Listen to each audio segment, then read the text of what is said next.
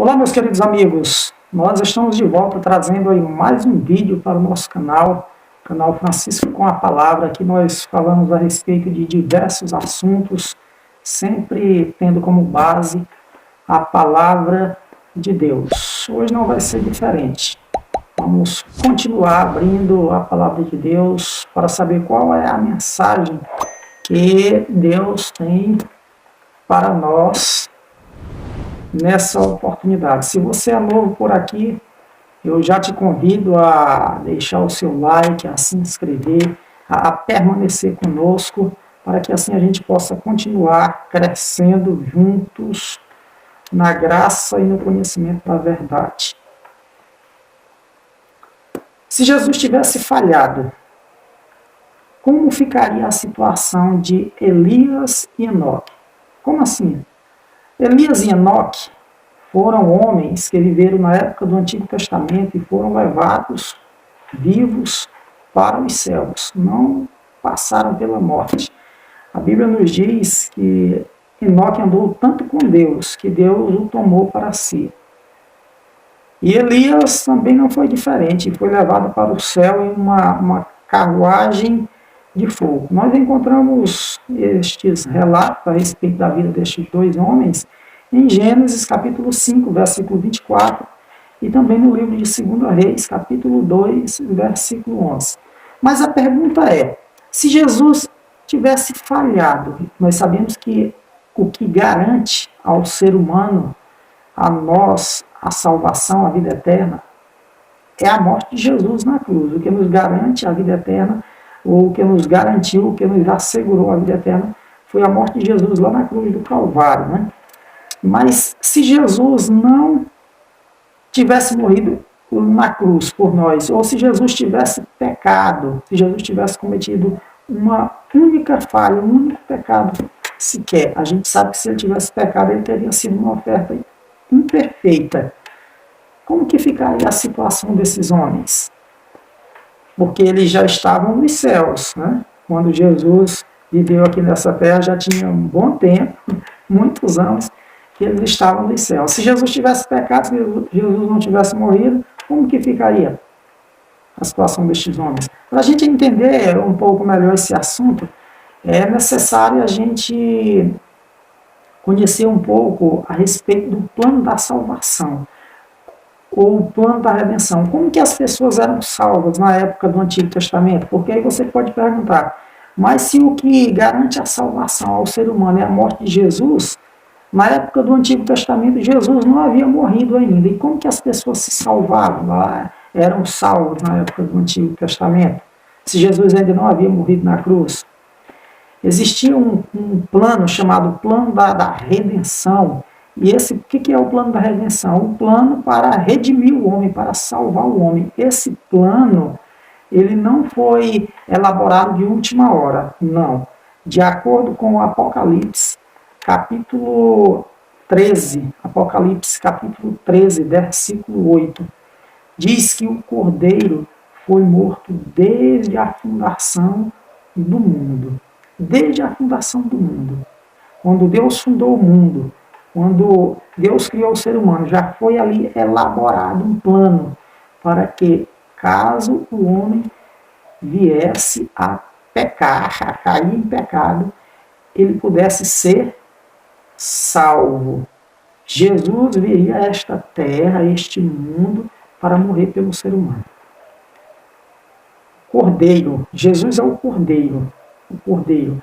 João capítulo 1, versículo 29, Evangelho de João capítulo 1, versículo 29, quando Jesus se aproxima de João Batista para ser batizado por ele, João Batista olha e diz, eis o Cordeiro de Deus que tira o pecado do mundo. Então Jesus é o Cordeiro de Deus que tira o pecado do mundo. Na época do Antigo Testamento, é verdade, Jesus ainda não havia morrido na cruz. Mas o que foi que aconteceu? Quando o homem pecou, o que foi que entrou agora em vigor? Como que acontecia essa salvação? Quando o homem pecava, era necessário fazer o quê? Trazer um cordeiro para oferecer, matá-lo e sacrificar, derramar o sangue. O autor de Hebreus diz que sem derramamento de sangue não há remissão. E tudo aquilo dali, você encontra ali aquelas cerimônias ali, tudo aquilo que acontecia no santuário, todos aqueles sacrifícios, tudo apontava para onde? Para a cruz. Era um símbolo, apontava para a cruz. Então as pessoas, ao sacrificar um cordeiro ali na época do Antigo Testamento, o que elas estavam dizendo? Elas estavam dizendo que acreditavam que um dia o verdadeiro Cordeiro de Deus que tira o pecado do mundo morreria lá na cruz.